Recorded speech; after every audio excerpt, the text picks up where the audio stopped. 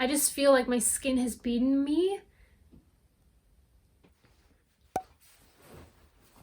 So today I will be giving you a bit more background information on how I became so skincare obsessed, and really just talk about my biggest insecurity ever, I think, and that is acne.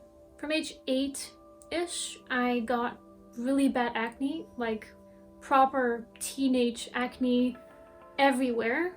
And even though I was definitely the only one in primary school who had acne, because obviously like I was 8, who has acne when they're 8? It didn't really bother me that much. I think, like when I think back, I don't really think I felt that insecure, but maybe I was. Anyhow, it was really bad. But then I got my period when I was 9. Just a couple of months before I would turn 10, very, very, very early, and that probably explained why I had acne that early, because obviously with your hormones fluctuating, you can get acne. And because I was so young and I was still even like swimming with primary school, but I didn't want to tell my friends like, hey, I'm the freak who is almost 10 and has their period already. No one knew. I started taking the pill quite soon because my menstruations were very, very irregular. They were super heavy, and as I had that acne, my mom thought it would be a good idea for me to get on the pill and try to see if that worked for my acne. It did, surprise. The pill that I first got was, I'm not entirely sure whether it was a combination pill, I think so, but it was called, at least in the Netherlands, we called Diana, and that one completely erased all my acne. So that was awesome. I was one of the fewer teens who, starting high school, didn't have acne, but then I changed pill when I was about 14, 15, maybe even 16. I think 14, 15. And soon after, when I was 15, 16, I got acne again. And that was very weird. I basically had been flawless the years before. I really had an unbelievable skin the first years of high school, and then suddenly I got acne, and especially on my left cheek, which is still, or again, the culprit of acne in my case. So I went to see a skin therapist, and for some reason I hadn't gotten any appointment set yet. I only started using their products, and within a week almost every active acne was gone.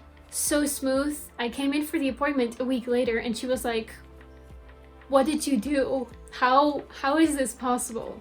So those were the products from Obagi. Great products, but they're just really pricey. But even though my acne was gone, I still had a lot of scarring. So quite soon after that, I had a few microneedling appointments. Microneedling is just amazing. I think I only needed 2 to 3 appointments. Everything was gone. I was like as smooth as when I was 13. They are pricey, but definitely worth it, because that is like when my self-confidence came back and I was like, yay, I'm finally like pretty again.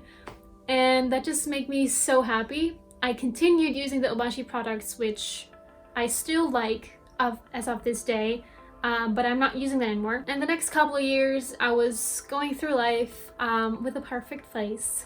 That was obviously a joke, because what is perfect? Then I was in my second year of university and I was just 19. I was about to move to London and I suddenly got a lot of acne on my cheeks again, especially the left cheek, which is, I don't know why, maybe like, I'm not sure why my left one especially, maybe because I'm left-handed, like I don't think so, but maybe.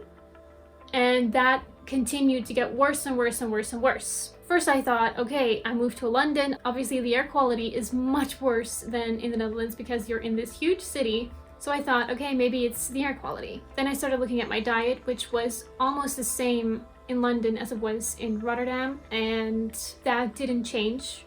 It only got worse and worse and worse. I got back from London and my mom was like, what did you do? I went to my skin therapist. She was like, what did you do? We just couldn't figure out what it was that suddenly triggered the acne to show up. But I was really my self-esteem was really decreasing, like with every single week, literally with every single pimple that I got. Then I moved to France for half a year and it didn't necessarily get much worse, but it just continued being that bad. And that was the moment that I decided, also because I had a lot of free time because I wasn't really doing anything at school. That was the moment that I started to educate myself on skincare and all the ingredients in any kind of skincare product. So I started watching videos from Hyram, from Cassandra, from Liah, who started Crave Beauty. I'll put all the accounts that I think that are amazing resources for skincare in the description box. But that is how I really started to learn so much more about ingredients. I was like, why is this in my skincare product? I also made a video recently about which skincare ingredients I avoid and why. So be sure to check that out. I will pop it up in the screen somewhere and also put it in the description box below. So from that moment, I decided to not continue buying Obashi products anymore because they were just not helping me. And I purchased a lot of the Ordinary's product because they are cheap. They come in glass bottles, which is good for the environment. And they're really just one or two ingredients super targeting one specific problem or a couple of problems, but not like and perfume and this and that. And there is just so much information on their website on all of the products, and they're just no BS and straight to the point. And I love that. I think that that is amazing that they're being so honest to us, their customers. So I decided to start with the Ordinary, which I am still using, but not that much anymore. I tried retinol, which didn't work for my acne, does work for wrinkles, which is great. I mean, so I started using niacinamide, which is amazing to just control the oil in your skin. I started using vitamin C. I started using the AHA BHA peeling. I mean, obviously you have all seen the red bloody mask peeling on TikTok probably. But when I came back from France again, end of December 2019, from that moment my skin got even worse. I don't know why. And that just really makes me feel so sad and really like, I know that I'm talking about it right now, but I might not even post this, but it does really make me insecure. I also do hope that this will help maybe younger girls, because you're definitely not alone. I watch so many YouTube videos on how people have defeated their acne and like 5 things that have cleared my acne. I've tried a lot of those things and it just doesn't help for me. But then, about a month and a half ago, I realized that it might be my birth control.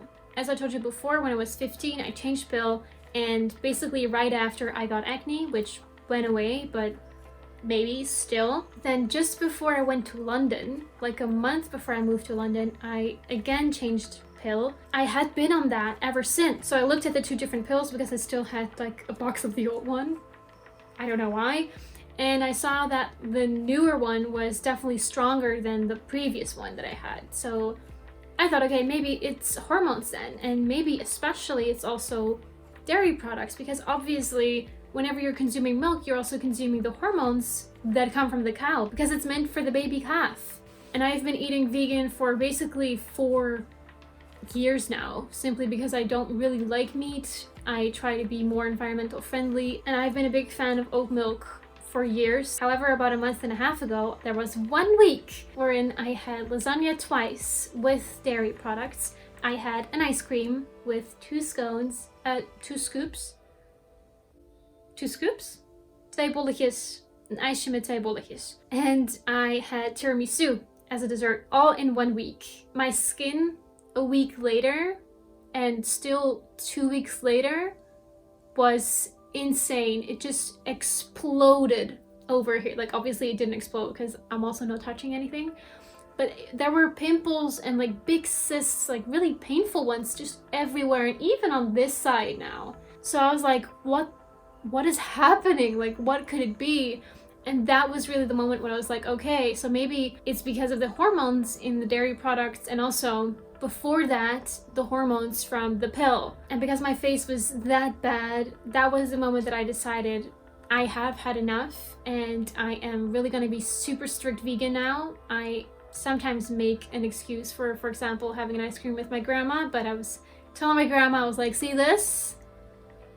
I'll pass on the ice cream just at least for a couple of months to try and test it out if this works. And that was also the moment that I decided to go off the pill, which I will probably make a video about after a couple of months, now that I know what the effects on my body are. I decided to get off the pill after about 11 years. 11 years is wow. But obviously like I still kind of need to be protected. So I now have a copper IUD, and I'm just super curious to see whether or not this will make a huge impact. And that is also why I want to post this video, because I have been tracking my skin for the past weeks. Like every week, I even got a peeling about a month ago. I showed you everything, or I will show you everything. The videos are recorded. I just want to wait until I have concrete or non-concrete proof of whether or not this hormone-free lifestyle is working for my acne and for me mentally. So that is coming. However, be patient please. And that is also why I want to post this video before, because otherwise you're like, where did that video suddenly come from? Well, this is why. Today actually marks the day that my skin is getting worse since a month. I have a few new pimples coming up, friends, but I think that is either because I have had quite some alcohol in comparison to the past month. But yeah, that is my acne story, and I hope that whoever is watching this and is struggling with acne, know that you're not alone. I mean, put in acne in YouTube and you will find plenty of girls and guys who are struggling or have been struggling with this. If you really have issues with your skin, go see a specialist if you're not already. Mine has been even just a big mental support, because she knows how my skin looked like before everything and now, and we're kind of like during my treatments eliminating whatever it could be while we're talking. That has also just given me great mental support. And also with my mom, she was semi-supportive of me being vegan, but not really, up until my face exploded. And then I told her like, well, listen, I think it's milk. Even if you make lasagna, tell me, because I'm gonna eat something else. I'm not gonna have lasagna with dairy products. And she was even so supportive. So suddenly it's okay that I'm vegan now. But yeah, I hope with the next video on my skin I have some good news and have clean cheeks, because basically my plan and my hopes right now are that I will have no more active acne, or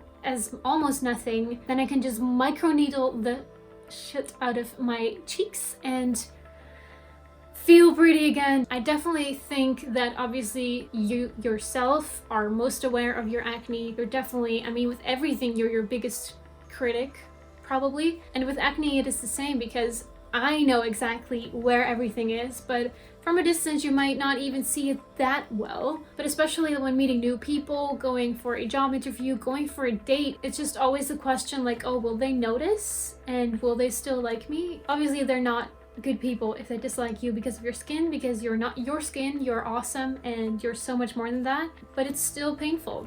I know what you're going through. I think that is the end of my acne update so far. Thank you for being here with me, or not, if you've already clicked away after a minute. Painful. Thank you for watching, and subscribe to my channel if you want to know more about skincare, but also about sustainability and books, because those two are my passions. And like this video. Also see you next week Wednesday for a new video.